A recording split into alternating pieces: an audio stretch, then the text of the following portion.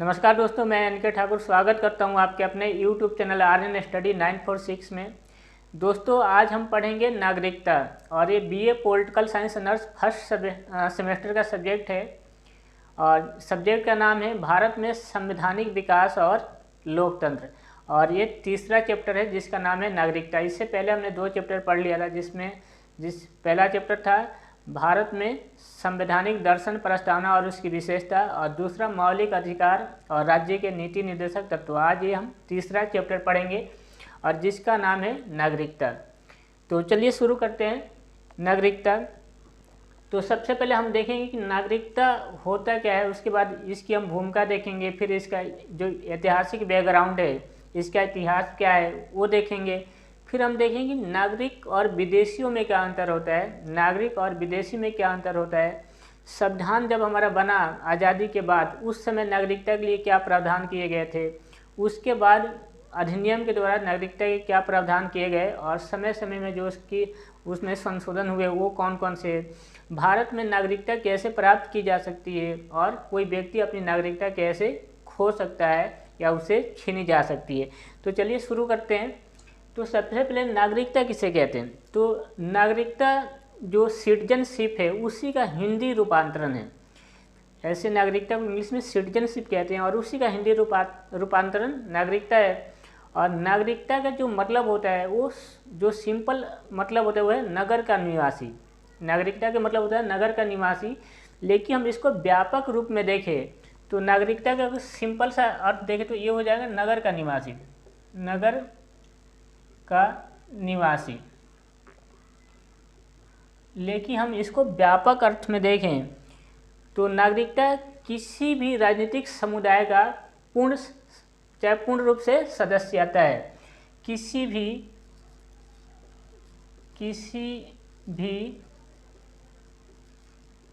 राजनीतिक समुदाय का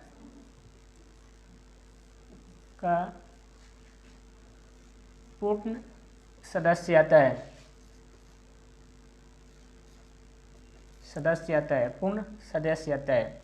किसी भी राजनीतिक समुदाय का पूर्ण सदस्य आता है।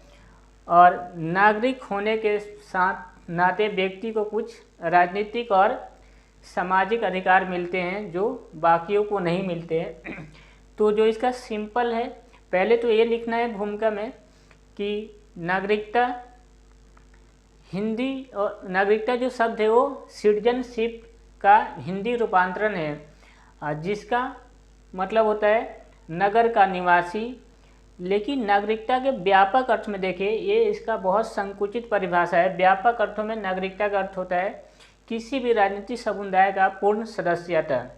और ये पूर्ण सदस्य होने के नाते व्यक्ति को कुछ राजनीतिक, आर्थिक और कुछ कानूनी अधिकार मिलते हैं जो बाकियों को नहीं मिलते हैं। तो इतना आप भूमिका में लिख सकते हैं। और भूमिका में ये भी लिखेंगे कि सभी देशों में नागरिकता प्राप्त करने की उम्र अलग अलग होती है। जैसे हमारे यहाँ नागरिकता उसी को दी जाती है, चाहे उसी को नागरिक कहा जाता है जिसकी उम्र कम से कम 18 साल हो। तो हमारे यहाँ नागरिक वही होता है जो कम से कम 18 साल होता है। बाकी इसके नीचे वालों को नागरिक नहीं होते, उनको सामाजिक अधिकार तो मिलता है, लेकिन नागरिकों को सामाजिक और राजनीतिक दोनों अधिकार मिलते हैं। तो इतना आपको भूमिका में लिखना, एक बार बोल देता हूँ, लिखना कि आपको भूमिका में कि नागरिकता सिटीजनशिप का हिंदी रूपांतरण है जिसका मतलब होता है नगर का निवासी। लेकिन हम इसके व्यापक रूप को देखें तो नागरिकता का मतलब होता है किसी भी राजनीतिक समुदाय का पूर्ण सदस्य होना। और पूर्ण सदस्य होने के नाते व्यक्ति को कुछ राजनीतिक और सामाजिक अधिकार मिलते हैं। सभी देशों में नागरिक की अपनी एक उम्र होती है। भारत में नागरिक के लिए 18 साल की उम्र है। जो 18 साल से कम है उनको सामाजिक अधिकार तो मिले हुए हैं, लेकिन राजनीतिक अधिकार उनको नहीं मिलते हैं। तो इतनी आप भूमिका में चीज़ें लिखेंगे। उसके बाद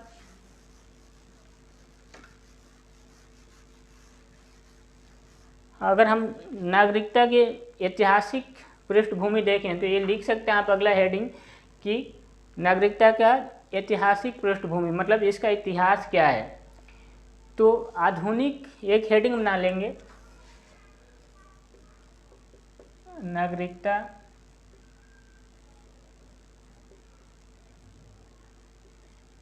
का इतिहास। तो अगर हम ऐतिहासिक रूप से देखें तो नगर, जो आधुनिक नगर राज्य है, इसके उदय से पहले नागरिकता किसी भी राज्य का सदस्य वही बन सकता था, चाहे किसी राज्य के सदस्य वही होता था जो अपने समुदाय से जुड़ा होता था। आधुनिक राज्य के उदय के पहले जो व्यक्ति होता था वो अपने समुदाय का सदस्य होता था, और सदस्य होने के नाते, समुदाय के सदस्य होने के नाते व्यक्ति को कुछ राज्य के अंदर जो भी संसाधन होते थे उस संसाधन का इस्तेमाल करने का अधिकार मिल जाता था, और वो प्रजा के रूप में वो अपने राज्य में रह सकता था। और प्रजा होने के नाते उसको कुछ अधिकार तो नहीं मिलते थे, लेकिन राज्य के अंदर रहने का और उससे अपने संसाधनों के साथ अपने रोजी रोटी चलाने का अधिकार मिला हुआ था। और उसके कुछ कर्तव्य जरूर होते थे। कर्तव्य होते थे कि वो राज्य के सेवा में काम करे, जैसे सरकार के लिए काम करे, जैसे सैनिक काम करे, चाहे राज्य को कर दे। तो उस समय क्या था शुरू में कि व्यक्ति के कर्तव्य तो थे कि ये राज्य के लिए सेना काम करेगा, चाहे राज्य को कर देगा, लेकिन व्यक्ति के अधिकार क्या होते थे ये उसका वर्णन उस समय हमें शुरू में नहीं मिलता है।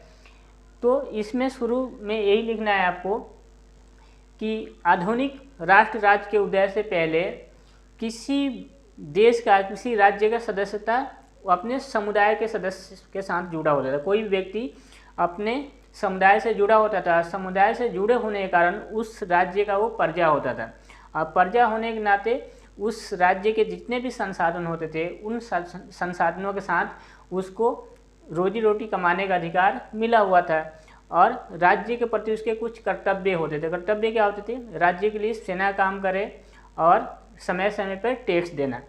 लेकिन हम जो आधुनिक अभी की जो नागरिकता है, इस टाइप से नागरिकता की झलक सबसे पहले हमें यूनानी नगर राज्यों में मिलते हैं, जो 4वीं-5वीं शताब्दी ईसा पूर्व में आज के जैसे नागरिकता के कुछ लक्षण मिलते हैं।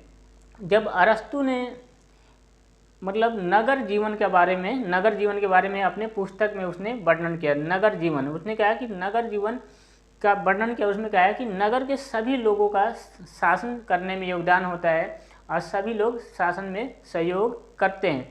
लेकिन दिक्कत क्या थी वहाँ पे कि बुजुर्गों को, महिलाओं को, विदेशियों को और दासों को नागरिकता नहीं दी गई थी। तो वहाँ भी नागरिकता बहुत ही सीमित रूप में ही हमें मिलता है। लेकिन जो नागरिकता, जो यूनानी नागरिकता के जो विचार थे वो हमें रोमन साम्राज्य में व्यापक रूप से देखने, मतलब बहुत ज़्यादा रूप में, थोड़ा इससे विस्तृत रूप में रोमन साम्राज्य में देखने को मिलता है। रोमन साम्राज्य में कहा गया है कि रोमन साम्राज्य में अलग अलग समुदाय, अलग अलग जो नस्ल और जाति के लोग शामिल है। तो यहाँ थोड़ा नागरिकता का विस्तार रूप देखने को मिलता है। लेकिन जो रोमन साम्राज्य के विद्वान थे सिसरो और यूनानी विद्वान पोलिबियस, इन्होंने ये कहा कि नगर के अंदर निवास करने वाले सभी लोगों को राजनीतिक, मतलब नागरिक अधिकार मिलने चाहिए, मतलब कानूनी रूप से वो नागरिक होने चाहिए। नगर के अंदर निवास करने वाले सभी लोग, एक किसने कहा? एक सिसरो थे, सिसरो जो रोमन साम्राज्य के थे, एक तो पोलिबियस ये यूनान के थे। इन दोनों ने कहा कि व्यक्ति को नगर के अंदर जितने भी लोग हैं उन सबको नागरिकता कानूनी रूप से मिलनी चाहिए। लेकिन इनके समय भी दिक्कत क्या थी कि इन्होंने भी महिलाओं को और दासों को नागरिकता से वंचित रखा, और इन्होंने भी लोगों को नागरिक अधिकार, तो नागरिकता कानूनी रूप से दे दिया, लेकिन इन्होंने क्या किया? राजनीतिक रूप से नागरिकता, चाहे राजनीतिक जो अधिकार होते हैं वो नहीं दिए। तो यहाँ भी थोड़ा संकुचित रूप ही था। अगर हम मध्यकाल की बात करें, मध्यकाल में, तो मध्यकाल में भी मतलब जिसको राजनीतिक अधिकार, कानूनी अधिकार मिले हुए थे वही नागरिक होता था। चाहे मध्यकाल में तो सब कुछ धर्म के ऊपर आधारित था, तो धर्म के नाम पे ही लोगों को नागरिकता दी जाती थी, तो वहाँ भी नागरिकता कोई खास नहीं थी।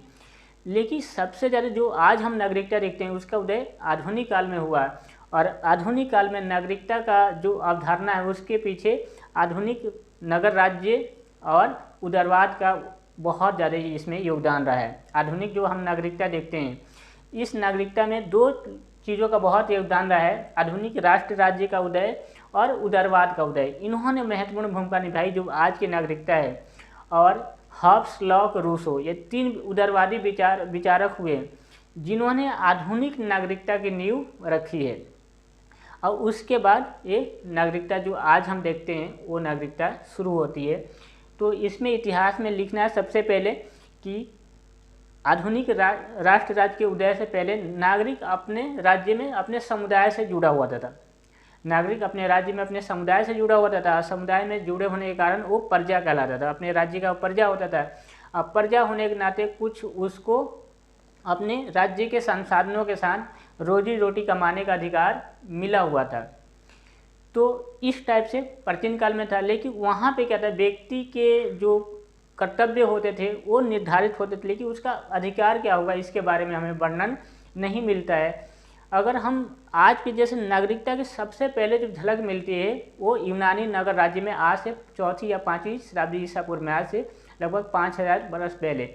वहाँ अरस्तु सबसे पहले अपने पुस्तक पॉलिटिक्स में वो कहता है कि एक नगर जीवन होता है और नगर में निवास करने वाले सभी लोग राजनीति में सहयोग करते हैं और राजनीति और नगर के शासन में वो योगदान या सहयोग करते हैं। तो यहाँ पे इसकी झलक मिलती है। लेकिन उस समय कहते हैं अरस्तु ने महिलाओं को, दासों को और विदेशियों को नागरिकता से उसने वंचित रखा।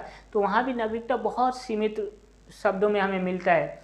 लेकिन रोमन साम्राज्य की बात करें तो रोमन साम्राज्य में नागरिकता थोड़ा यूनानी नागरिकता से थोड़ा विस्तार होता है और रोमन साम्राज्य के अंदर सभी किस्म के समुदाय और सभी किस्म के नस्लों को शामिल, जाति को शामिल इसमें किया गया।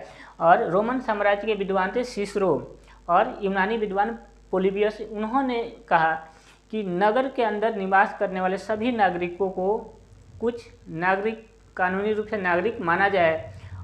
लेकिन इन्होंने भी क्या किया कि यहाँ पे राजनीतिक जो अधिकार होते हैं उससे लोगों को वंचित रखा और दासों को और महिलाओं को इन्होंने भी नागरिकता नहीं दी। लेकिन रोमन साम्राज्य के बारे में मध्य युग की बात करें तो मध्य युग में कानूनी रूप से ही नागरिकता मिलती थी। जो कानून चाहे जो मतलब शक्तिशाली लोग होते थे उन्हीं को नागरिकता मिलती थी क्योंकि उस समय सब कुछ धर्म पे आधारित था। तो चर्च और का प्रभुत्व था। तो यहाँ भी नागरिकता बहुत सीमित थी, कुछ खास लोगों को ही नागरिकता मिली हुई थी। उसके बाद जब हम आधुनिक युग में आते हैं तो आधुनिक युग में जो असली जो नागरिकता है वो हमें देखने को मिलती है। और नागरिकता जो हम आज सुनते हैं वो उदय आधुनिक काल में हुआ। और आधुनिक काल में नागरिकता के उदय के पीछे आधुनिक नगर राज्य और उदारवाद का महत्वपूर्ण इसमें योगदान है। उदारवादी 3 विचारक हुए, हॉब्स, लॉक और रूसो। इन्होंने आज जो अभी की नागरिकता है उसकी इन्होंने नींव रखी है। तो इसके इतिहास में आप इतनी बातें लिखेंगे। उसके बाद फिर आगे बढ़ते हैं। इसके बाद एक हेडिंग बनाएंगे, नागरिक और विदेशी में अंतर। नागरिक और विदेशी में अंतर कि कौन नागरिक होता है कौन विदेशी होता है। तो इसमें अंतर लिखना है कि नागरिक कौन होता है और विदेशी कौन होता है। तो एक तो हम देखेंगे पहले नागरिक कौन होता है। यहाँ लिख लेते हैं नागरिक, नागरिक किसे कहेंगे, और यहाँ लिख लेते हैं हम विदेशी। नागरिक और विदेशी में क्या अंतर हो सकता है। तो पहला जो होता है कि नागरिक किसे कहेंगे। नागरिक अपने देश का नागरिक अपने देश का स्थायी सदस्य होता है। स्थायी सदस्य होता है। नागरिक अपने देश का स्थायी सदस्य होता है। लेकिन विदेशी क्या होता है, अस्थायी सदस्य होता है। ये अस्थायी सदस्य होता है, अस्थायी सदस्य होता है। नागरिक क्या होता है कि किसी भी देश का स्थायी सदस्य होता है, लेकिन विदेशी अस्थायी सदस्य होता है। अस्थायी का मतलब कि वो परमानेंट नहीं रहता है। जो दूसरा हम अंतर देखेंगे, जो नागरिक होता है अपने देश के प्रति निष्ठा रखता है। नागरिक क्या होता है? अपने देश के प्रति निष्ठा रखता है, निष्ठा रखता है। नागरिक अपने देश के प्रति निष्ठा रखता है, लेकिन विदेशी जो होता है उस देश के प्रति निष्ठा रखता है जहाँ का वो निवासी होता है। विदेशी जहाँ का निवासी होता है उसी के प्रति निष्ठा रखता है, उसी के प्रति निष्ठा रखता है,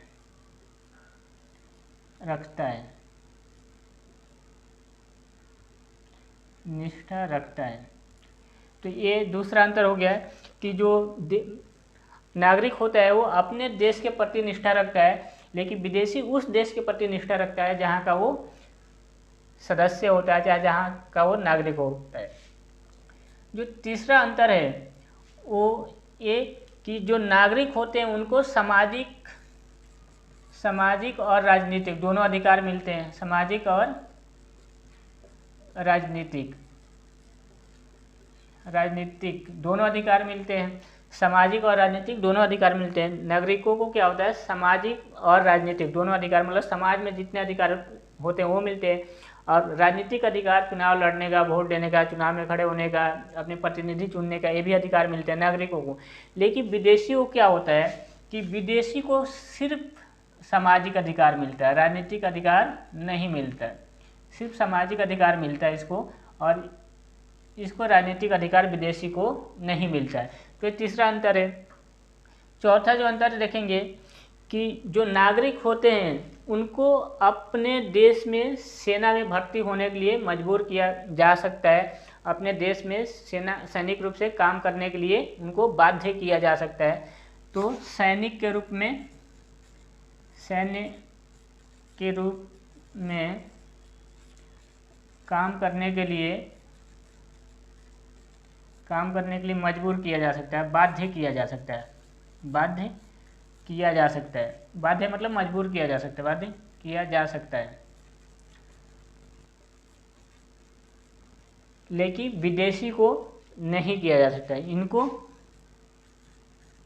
इनको नहीं किया जा सकता, नहीं किया जा सकता।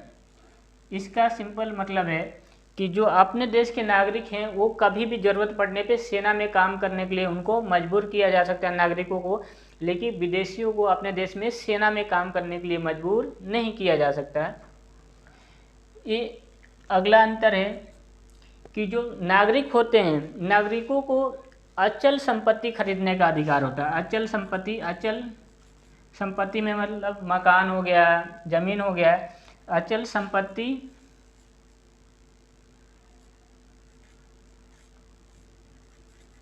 खरीदने बेचने का अधिकार, खरीदने बेचने का अधिकार होता है। जो नागरिक होता है वो अचल संपत्ति में जैसे खेत आते हैं, जमीन आते हैं, घर आता है, तो अचल संपत्ति खरीदने और बेचने का अधिकार होता है, जबकि विदेशियों को नहीं होता, इनको नहीं होता। ये अचल संपत्ति खरीद बेच नहीं सकते हैं। छठा अंतर कि जो नागरिक होता है वो अपने देश के किसी भी भाग में कहीं भी रह सकता है, घूम सकता है। नागरिक अपने देश के किसी भी भाग में कहीं भी रह सकता है, घूम सकता है, लेकिन विदेशियों को ये नहीं मिलता है। देश के किसी भी भाग में रहना। लेकिन विदेशी क्या होते हैं कि विदेशी को कहीं भी रहने से पहले सरकार से इजाज़त लेनी पड़ेगी, कहीं भी रहने से पहले इजाज़त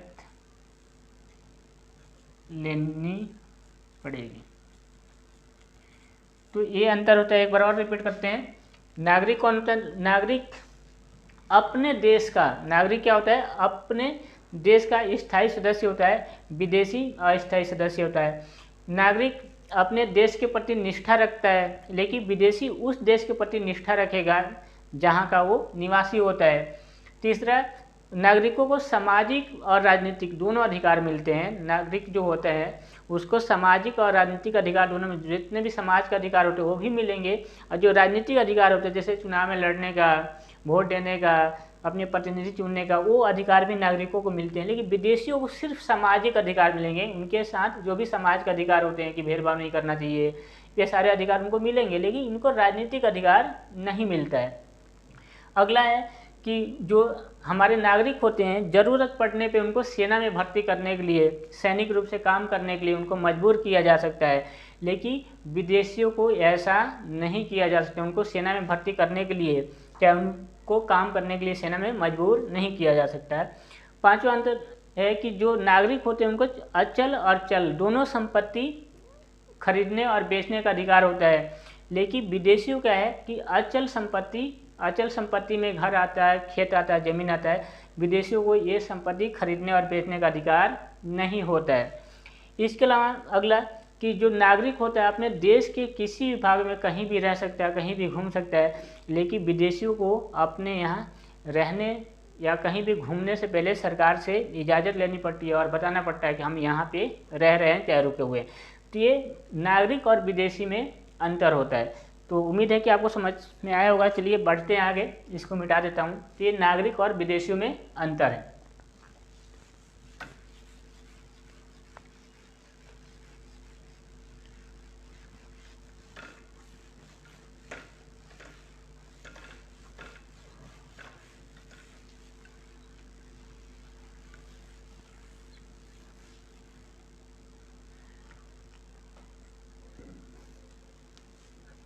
तो अब इसके बाद देखेंगे कि भारत में नागरिकता की क्या व्यवस्था की गई है। अब एक और हेडिंग बनाएंगे, भारत में नागरिकता। भारत में नागरिकता। अब भारत में नागरिकता की क्या व्यवस्था है इसमें हम देखेंगे। तो 1947 में 15 अगस्त 1947 में जब हमारे देश का जब विभाजन हुआ, तो विभाजन के बाद क्या हुआ कि बॉर्डर के दोनों साइड जनसंख्याओं का, चाहे लोगों का आना जाना शुरू हुआ। और ऐसी स्थिति में क्या हुआ कि जनसंख्या का हमारे यहाँ से पाकिस्तान भी जाना हुआ, पाकिस्तान से यहाँ भी आना शुरू हुआ। तो ऐसे स्थिति में कि देश के हमारे नागरिक कौन हैं, ये उस समय निर्धारित करना बहुत ज़रूरी हो गया था, क्योंकि उस समय संविधान भी बन रहा था। तो उस समय ये जरूरी था, क्योंकि उतना टाइम नहीं था कि पूरी प्रक्रिया अपनाई जाए। तो हमारे संविधान निर्माताओं ने उस समय के लिए कुछ प्रावधान कर दिए कि अभी फिलहाल में हमारे देश का नागरिक कौन हो सकता है, लेकिन नागरिकता कैसे प्राप्त की जाएगी, कैसे ख़त्म की जाएगी, उन्होंने भविष्य के लिए सरकारों के ऊपर छोड़ दिया कि सरकार इस पर आगे चल के कानून बनाएगी। लेकिन उन्होंने उस समय के परिस्थितियों के अनुसार क्या हुआ कि नागरिकता के बारे में बता दिया कि अभी किसको नागरिकता दी जाएगी और कौन अभी नागरिक होगा। लेकिन नागरिकता कैसे प्राप्त की जाएगी, किसकी नागरिकता छीनी जाएगी, वो सारे अधिकार जो थे वो सरकार के ऊपर उन्होंने छोड़ दिया कि सरकार इस पे आगे चल के कानून बना सकती है। तो उन्होंने भारतीय संविधान निर्माताओं ने बस इसी की व्यवस्था की कि अभी नागरिक कौन होगा। तो उन्होंने नागरिकता से संबंधित जो प्रावधान है उन्होंने भारतीय संविधान के भाग 2 में, नागरिकता के जो प्रावधान है भाग 2 में अनुच्छेद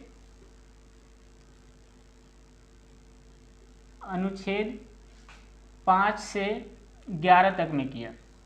भारतीय संविधान के भाग 2 में अनुच्छेद 5 से 11 तक में संविधान निर्माताओं ने नागरिकता के बारे में लिखा कि अभी कौन कौन व्यक्ति नागरिक होगा, कैसे उसको दी जाएगी। लेकिन भविष्य के लिए नहीं, भविष्य के लिए उन्होंने सरकारों पे छोड़ा कि आगे चल के सरकार कानून बनाएगी। तो आगे चल के सरकार ने कानून बनाया, लेकिन उससे पहले उन्होंने उस समय किसको नागरिकता दी जाएगी उस पर उन्होंने संविधान का भाग 2 बनाया और 2 में अनुच्छेद 5 से लेकर 11 तक में नागरिकता का वर्णन किया है। तो इसमें अगर हम देखें तो अनुच्छेद 5 में ये कहा गया है कि संविधान लागू होने के समय नागरिकता, कि संविधान जब लागू हुआ तो उस समय देश का नागरिक कौन होगा, उस समय तक हमारा नागरिक होगा। तो अनुच्छेद 5 में जो इसका नाम है कि संविधान लागू होने के समय नागरिकता, संविधान लागू होने के समय नागरिकता, संविधान लागू होने के समय नागरिकता। तो इसमें उन्होंने कहा कि जब संविधान 26 जनवरी 1950 में कौन व्यक्ति नागरिक होगा। उन्होंने कहा कि यहाँ पे जब संविधान लागू हुआ तब वही व्यक्ति नागरिक हो सकता है जिसके पास कम से कम 3 शर्तें हो। और ये पहली जो शर्त थी कि उसका भारत में जन्म हुआ हो, दूसरा कि उसके माता पिता में से भारत के में किसी का जन्म हुआ हो, और तीसरा कि वो संविधान लागू होने से 5 वर्ष पहले से भारत में रह रहा हो। तो ये व्यवस्था की गई। उसके बाद अनुच्छेद 6 तो इसमें कहा गया, इसका जो नाम है कि पाकिस्तान से आने वालों को नागरिकता, पाकिस्तान से आने वालों को नागरिकता, ये अनुच्छेद 6 में कहा गया है। तो इसमें ये कहा गया है, इसमें कहा गया कि पाकिस्तान से आने वाले नागरिकों को भी यहाँ की नागरिकता दी जाएगी, भारत की नागरिकता दी जाएगी, बशर्ते कि वो 19 जुलाई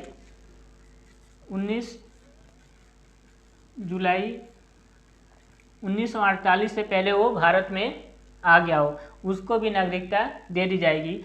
और 19 जुलाई 1948 के बाद वो भारत में आया है तो भी उसको नागरिकता दे दी जाएगी, बशर्ते कि आने के बाद वो 6 महीने रहने के बाद वो भारत में नागरिकता के लिए अप्लाई कर दिया हो तो उसको भी नागरिकता दे दी जाएगी। तो इसमें इसका नाम है पाकिस्तान से आने वाले व्यक्तियों को नागरिकता दी जाएगी, पाकिस्तान से आने वालों को नागरिकता।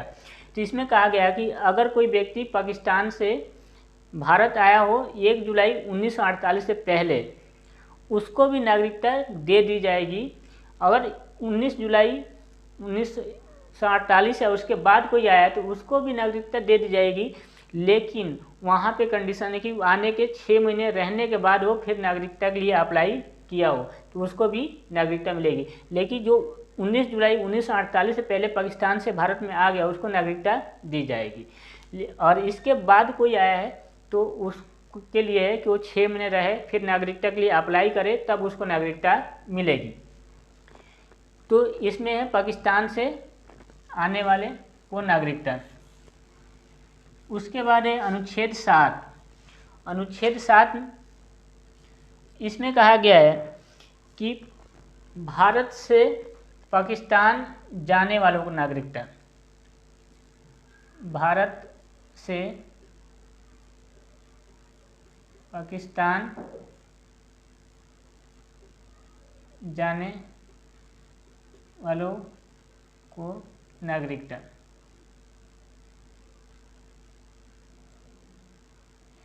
इसमें कहा गया है कि अगर कोई व्यक्ति 1 मार्च 1947 के बाद पाकिस्तान में चला गया है, 1 मार्च 1947 के बाद पाकिस्तान में चला गया है, लेकिन दोबारा वो भारत में रहने के लिए चाहे नागरिकता लेने के लिए आता है तो उसको नागरिकता दे दी जाएगी, बशर्ते कि वो आने के बाद यहाँ पे उसने नागरिक रहने के मतलब 6 महीने रहने के बाद उसने नागरिकता के लिए अप्लाई कर दिया हो तो उसको भी नागरिकता दे दी जाएगी। इसमें भारत से पाकिस्तान जाने वालों को नागरिकता, मान लो कि 1 मार्च 1947 के बाद कोई पाकिस्तान में चला गया है, लेकिन जाने के बाद उसे ये लगा कि नहीं हमें भारत में ही रहना चाहिए तो उसको भी नागरिकता दे दी जाएगी, बशर्ते कि वो आने के बाद यहाँ 6 महीने रहने के बाद वो अप्लाई नागरिकता के लिए कर दे तो उसको भी नागरिकता दे दी जाएगी। तो ये अनुच्छेद 7 है। उसके बाद अनुच्छेद 8। अनुच्छेद 8, अनुच्छेद 8 में कहा गया है कि भारत से बाहर जन्म लेने वाले व्यक्ति को भी नागरिकता दी जाएगी। भारत से बाहर जन्म लेने वालों को नागरिकता।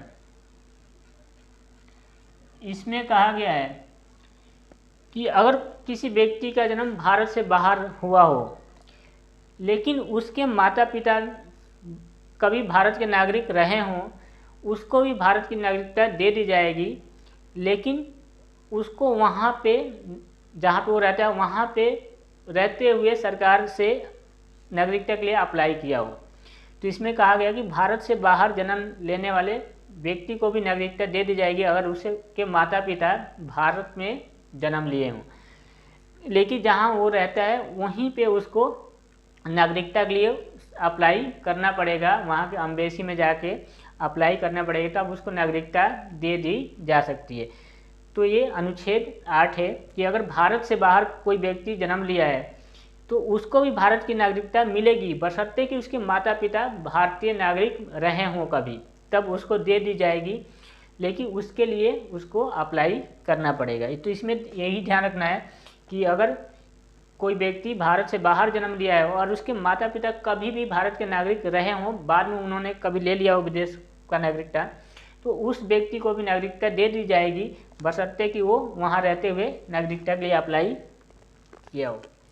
तो ये अनुच्छेद 8 है। उसके बाद अनुच्छेद 9। अनुच्छेद 9 इसमें कहा गया है कि किसी भी कोई भी व्यक्ति है जो अपने देश की नागरिकता अगर स्वेच्छा से छोड़ देता है और दूसरे देश की नागरिकता वो प्राप्त कर लेता है तो उसकी नागरिकता खत्म कर ली जाएगी। अगर कोई व्यक्ति दूसरे देश की नागरिकता प्राप्त कर लेता है तो उसकी भारतीय नागरिकता समाप्त हो जाएगी। ये सिंपल सी बात है। कोई व्यक्ति दूसरे देश की नागरिकता वो प्राप्त कर लेता है तो भारत की नागरिकता उसकी समाप्त कर दी जाएगी। ये अनुच्छेद 9 में आप लिख लेंगे। उसके बाद अनुच्छेद 10 में कहा गया है कि किसी भी व्यक्ति की नागरिकता तब तक नहीं छीनी जाएगी जब तक वो भारत विरोधी कार्य ना करे। किसी भी व्यक्ति की नागरिकता तब तक समाप्त नहीं की जाएगी जब तक वो भारत विरोधी कार्य ना करे, तब तक उसकी नागरिकता नहीं छीनी जाएगी। तो इसमें सिंपल है, किसी व्यक्ति की नागरिकता तब तक नहीं छीनी जाएगी जब तक वो भारत विरोधी कार्य ना करे। तो ये अनुच्छेद 10 है। और अनुच्छेद 11 में कहा गया है, अनुच्छेद 11 में कि नागरिकता से संबंधित कानून बनाने का अधिकार भारतीय संसद को है। नागरिकता से संबंधित कानून बनाने का अधिकार भारतीय संसद को है। तो ये 5 से 11 अनुच्छेद हो गए जो उस समय हमारे संविधान निर्माताओं ने टेम्पोररी व्यवस्था कर दिया कि संविधान जब लागू हुआ तो किसको किसको उस समय नागरिकता दी जाएगी। लेकिन बाद में नागरिकता कैसे प्राप्त की जाएगी, इसके लिए उन्होंने सरकार को अधिकार दिया है कि सरकार इस पे विस्तार से कानून बना सकती है कि किसको किसको नागरिकता दी जाएगी। तो उसके बाद क्या हुआ कि सरकार ने जब हमारा संविधान लागू हो गया, चुनाव हो गया, तो सरकार ने क्या हुआ कि 1955 में एक अधिनियम बनाया। 1955 का अधिनियम, 1955 का अधिनियम जिसमें नागरिकता का बहुत ही विस्तार से वर्णन किया गया है, क्योंकि नागरिकता के कानून बनाने का अधिकार संविधान निर्माताओं ने सरकार को दे दिया और कहा कि सरकार आगे कैसे नागरिकता को मैनेज करना है, कैसे नागरिकता मिलेगी, कैसे छीनी जाएगी, वो सरकार इस पे विस्तार से कानून बना सकती है। और उसी को ध्यान में रखते हुए 1955 का अधिनियम पास हुआ और इस अधिनियम में कोई व्यक्ति भारत की नागरिकता कैसे प्राप्त कर सकता है इसके बारे में बिल्कुल विस्तार से वर्णन किया गया है। किसी की नागरिकता कैसे छीनी जा सकती है उसका भी वर्णन इसमें किया गया है। तो इस अधिनियम में समय समय पर संशोधन भी हुए हैं। ये 1955 में अधिनियम बना, उसके बाद 1957 में संशोधन हुआ, 1960 में संशोधन हुआ, 1985 में संशोधन हुआ, 1986 में संशोधन हुआ, इसमें 2003 में संशोधन हुआ और 2015 में इसमें संशोधन हुआ। तो ये लगभग लागू होने के इतने बार इसमें संशोधन करीब हो चुके हैं। 2003 के बाद 2005 में, 2005 में भी हुआ है और 2000 उसके बाद 15 में। तो ये करीब 8 बार इसमें 1935 के अधिनियम में संशोधन हो चुके हैं और उसके बाद जो नागरिकता की व्यवस्था धीरे धीरे इसमें परिवर्तन भी हुए हैं कि कौन नागरिक होगा, तो वह देखेंगे अब इसके बाद कि इस अधिनियम के द्वारा जो नागरिकता की व्यवस्था की गई है वो क्या है। तो एक और आप हेडिंग बनाएंगे कि भारत में नागरिकता प्राप्त करने के प्रावधान, भारत में कैसे नागरिकता प्राप्त की जा सकती है, भारत की नागरिकता कैसे प्राप्त की जा सकती है। तो एक हेडिंग बना लेंगे कि भारत में नागरिकता कैसे प्राप्त की जा सकती है। भारत में नागरिकता प्राप्त करने के तरीके, भारत में नागरिकता प्राप्त करने के तरीके। तो भारत में नागरिकता प्राप्त करने के 5 तरीके हैं, और ये पहला जो तरीका है वो है जन्म से, कि जन्म से व्यक्ति यहाँ की नागरिकता प्राप्त जन्म से, कि अगर कोई जन्म से है तो उसको नागरिकता मिलेगी। दूसरा वंश के आधार पर, वंश के आधार पर, वंश के आधार पर। तीसरा पंजीकरण के माध्यम से, मतलब रजिस्ट्रेशन के माध्यम से, पंजीकरण के द्वारा, पंजीकरण के कि यहाँ रजिस्ट्रेशन करके भी अप्लाई करके कोई नागरिकता प्राप्त कर सकता है। और चौथा है वह देशीकरण के द्वारा, देशीकरण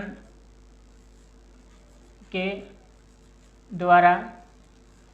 और लास्ट में अर्जित क्षेत्र के आधार पर, क्षेत्र के आधार पर, अर्जित क्षेत्र के आधार पर। अब एक एक करके देखेंगे कि ये होता क्या है, कैसे इसमें नागरिकता प्राप्त की जा सकती है। तो पहला है जन्म से कि जन्म से भी किसी व्यक्ति को नागरिकता मिल सकती है, लेकिन इसके क्या प्रावधान है। तो जब हमारा संविधान लागू हुआ, वो जब ये कानून बनाए गए, जो 1955 का अधिनियम बना, तो उस अधिनियम में कहा गया कि किसी व्यक्ति का अगर 26 जनवरी 1950 चाहे उसके बाद अगर भारत में जन्म हुआ है, लेकिन वो 1 जुलाई 1987 से पहले, तो वो भारत का नागरिक होगा।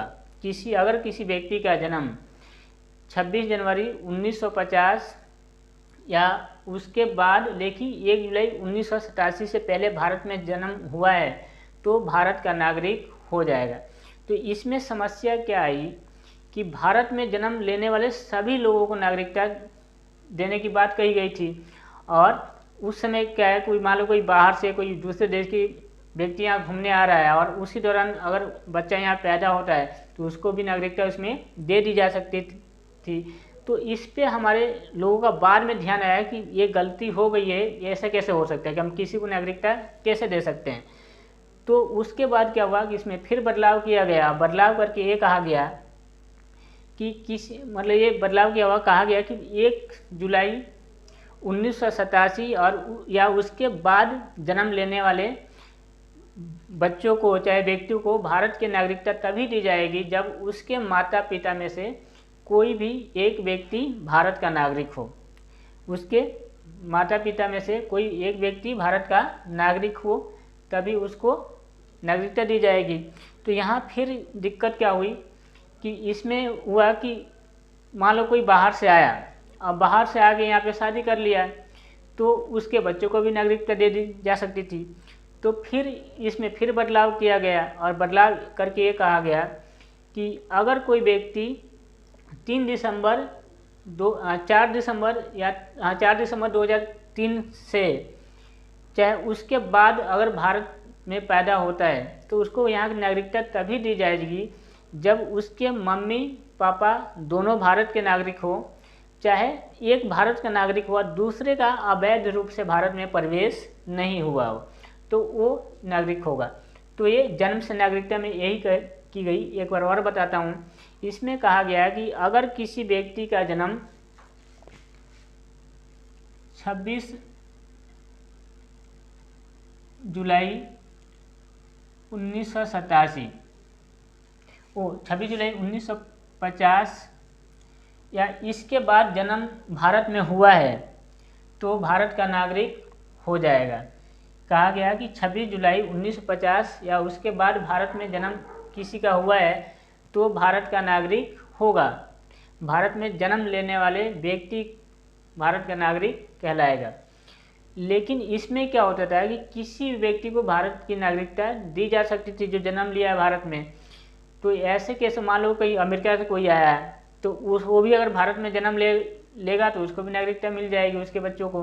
तो यहाँ पे फिर क्या हुआ कि इसमें ये बदलाव किया गया कि 1 जुलाई 1987 को या उसके बाद भारत में जन्म लेने वाले बच्चे को तभी भारत की नागरिकता दी जाएगी जब उसके माता पिता में से कोई एक व्यक्ति भारत का नागरिक हो, तभी उसको भारत की नागरिकता दी जाएगी।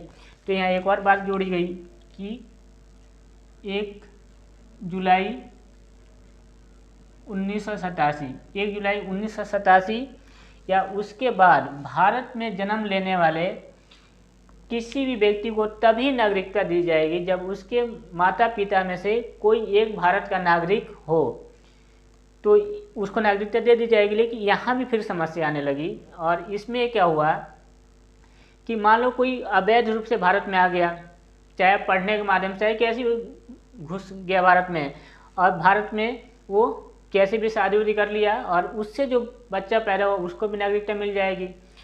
तो यहाँ फिर ये इसमें बदलाव किया गया। फिर ये कहा गया कि अगर कोई व्यक्ति 3 दिसंबर 2003 चाहे उसके बाद भारत में पैदा होता है तो उसको भारत की नागरिकता तभी दी जाएगी जब उसके माता पिता में से दोनों भारतीय नागरिक हों। चाहे ये कहा गया है कि उसमें से एक भारतीय नागरिक हो और दूसरे का अवैध रूप से गलत रूप से भारत में प्रवेश ना हुआ हो, वही भारत का नागरिक होगा। तो ये 3 बार इसमें बदलाव किए गए। तो ये जन्म के आधार पे नागरिकता कहा जाता है। उसके बाद वंश के आधार पर नागरिकता। इसमें कहा गया कि वंश के आधार पे कि 26 जनवरी 1950 और 10 दिसंबर 1952, 26 जनवरी 1950 लेकिन 10 दिसंबर 1952, 26 जनवरी या उसके बाद या 10 दिसंबर 1952 से पहले भारत से बाहर जन्म लेने वाले व्यक्ति को भी भारत की नागरिकता दे दी जाएगी, बशर्ते कि उसके जन्म के समय उसके पिता भारत के नागरिक रहे हों। ये कहा गया कि 26 जनवरी 1950 को या उसके बाद, लेकिन 10 दिसंबर 1952 से पहले अगर किसी व्यक्ति का भारत से बाहर जन्म हुआ है और उसके जन्म के समय उसके पिता, उसके पापा भारत के नागरिक रहे हों तो उस व्यक्ति को भी नागरिकता दे दी जाएगी। तो यहाँ समस्या क्या थी कि सिर्फ इसमें पिता की बात कही गई थी कि उसके जन्म के समय अगर उसके पिता भारत के नागरिक होंगे तब उसको नागरिकता दी जाएगी। तो यहाँ पे क्या था कि ये भेदभाव पर आधारित था कि आखिर महिलाओं को क्यों नहीं, अगर महिला भारत की है नागरिक तो क्या उसको उसके बच्चे को नागरिकता नहीं दी जाएगी।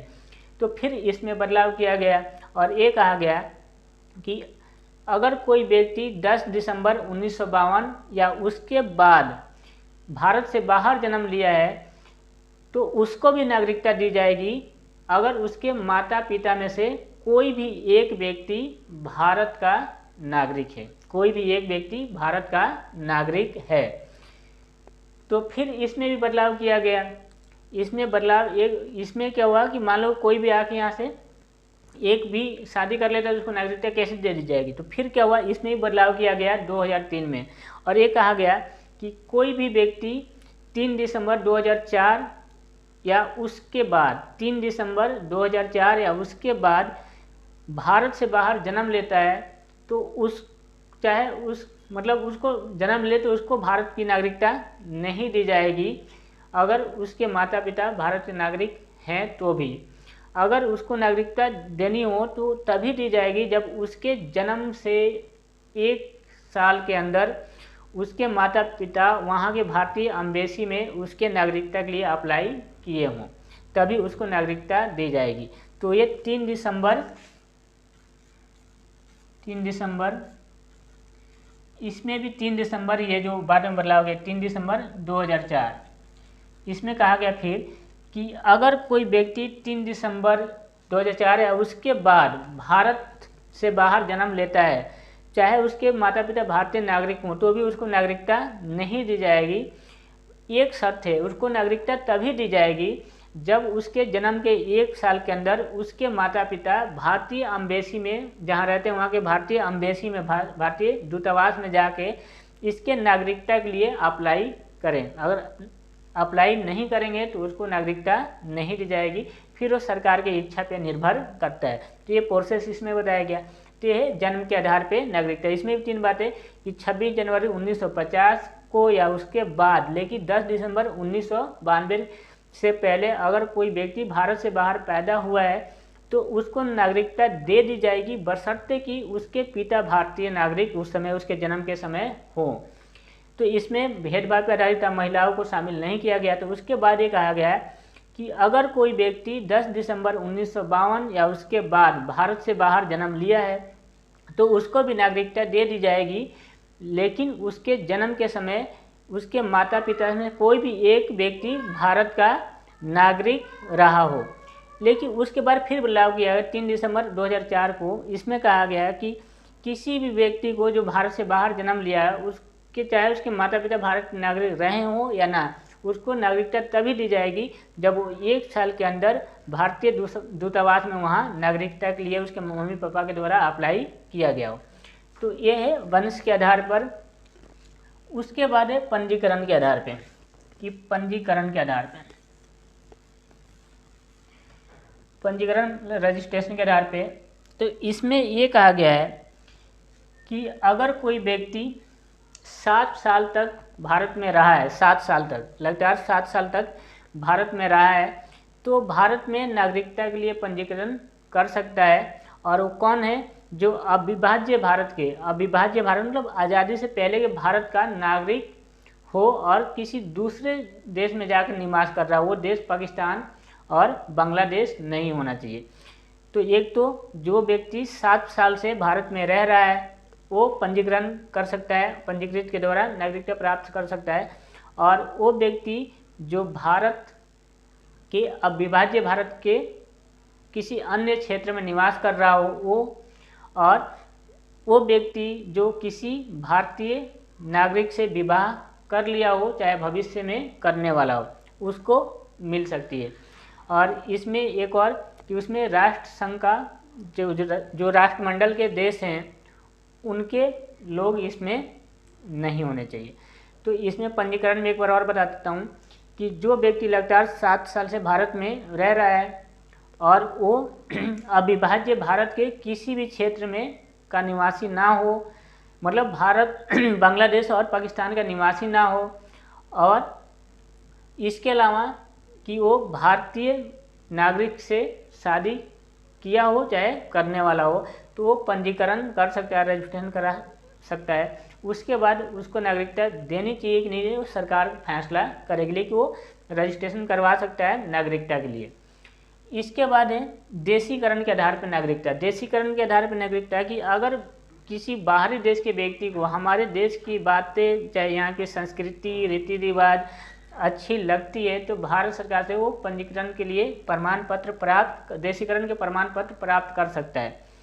और इसके लिए क्या है कि वो लगातार भारत में 12 साल रहा हो, जो संविधान की जो 8वीं अनुसूची में जो भाषा है 22, उसमें से कोई एक भाषा जानता हो, और यहाँ के चीज़ों को वो आदर से देखता हो, प्रेम करता है, वो तब उस व्यक्ति को देशीकरण के आधार पर नागरिकता दी जा सकती है। वो भी भारत सरकार का फैसला है कि दी जाएगी। एक और बताता हूँ कि देशीकरण के आधार पे अगर कोई व्यक्ति लगातार 12 साल तक भारत में रह रहा हो, यहाँ की चीज़ों से उसे प्रेम हो, और 8वीं अनुसूची में जो संविधान की 22 भाषाएँ दी गई हैं उनमें से कोई एक भाषा उसको आता हो, तब उसको यहाँ की नागरिकता देने के लायक समझा जाएगा, और वो भी सरकार का फैसला होगा कि दिया जाए कि ना दिया जाए। इसके अलावा अर्जित क्षेत्र के आधार पर, अर्जित क्षेत्र क्या होता है कि हम अगर कोई क्षेत्र प्राप्त करते हैं, मान लो कि अगर हम बाहर से, भारत के बाहर से कोई क्षेत्र प्राप्त करते हैं, तो उस क्षेत्र के जितने भी नागरिक हैं वो भारत में क्षेत्र जैसे ही शामिल होगा तो वो सारे नागरिक भारत के नागरिक ऑटोमेटिक बन जाएंगे। तो इसको कहा जाता है अर्जित क्षेत्र के आधार पर। मान लो कि सिक्किम जब आज़ाद हुआ तो वो माना जाता था भारत के अलग का हिस्सा था, लेकिन सिक्किम जैसे भारत में शामिल हुआ तो सिक्किम के जितने भी निवासी थे उन सबको भारत का नागरिकता दे दी गई। तो इसका मतलब ये है कि अगर कोई भारत से बाहर का क्षेत्र अगर उसको भारत में अर्जित किया जाता है, भारत उसको प्राप्त कर लेता है, जीत लेता है या शामिल कर लेता है भारत में, तो उसके सभी नागरिकों को भारत का नागरिकता दे दी जाएगी, चाहे भारत का नागरिक उसको मान लिया जाएगा। तो ये अर्जित क्षेत्र के आधार पर नागरिकता। तो ये 5 तरीके हैं नागरिकता प्राप्त करने के, जो भारतीय संविधान में, चाहे भारतीय सरकार ने अधिनियम 1955 के द्वारा जो व्यवस्था की थी, तो उसके द्वारा 5 तरह के नागरिकता हम प्राप्त कर सकते हैं। जन्म के आधार पे, वंश के आधार पे, पंजीकरण के द्वारा, देशीकरण के द्वारा और अर्जित क्षेत्र के आधार पर। तो आगे बढ़ते हैं।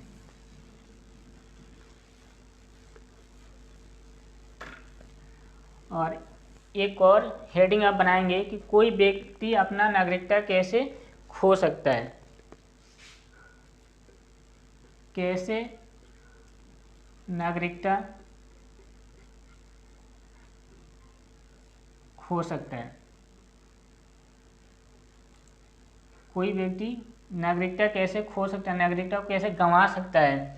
तो इसमें भी 3 तरीके जिससे किसी व्यक्ति की नागरिकता खत्म हो सकती है। एक है परित्याग, परित्याग मतलब त्याग देना।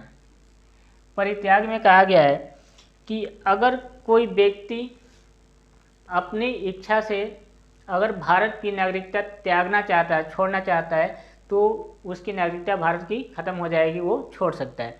लेकिन अगर भारत उस समय किसी युद्ध में लगा हो, किसी दूसरे देश से लड़ाई लड़ रहा हो, तो उस समय जो भी नागरिकता त्यागने की बात करेगा उस पर विचार नहीं किया जाएगा, उसके बाद किया जाएगा। लेकिन नॉर्मल जो समय, सामान्य समय में अगर कोई व्यक्ति चाहे तो अपनी नागरिकता को त्याग सकता है, परित्याग कर सकता है, भारत की नागरिकता को खत्म कर सकता है। लेकिन कंडीशन ये है कि जिस समय भारत युद्ध में लगा हो उस समय अगर कोई व्यक्ति भारत की नागरिकता त्यागना चाहता है तो उस पर विचार नहीं किया जाएगा। जो दूसरा तरीका है वो बर्खास्त कर दिया जाएगा उसको। बर्खास्त कब, कि अगर कोई व्यक्ति किसी दूसरे देश, अगर कोई भारतीय व्यक्ति है किसी दूसरे देश की नागरिकता अपनी स्वेच्छा से प्राप्त कर लेता है तो वो उसकी भारतीय नागरिकता खत्म हो जाएगी। अगर कोई व्यक्ति किसी दूसरे देश की नागरिकता प्राप्त कर लेता है तो भारतीय नागरिकता उसकी समाप्त हो जाएगी।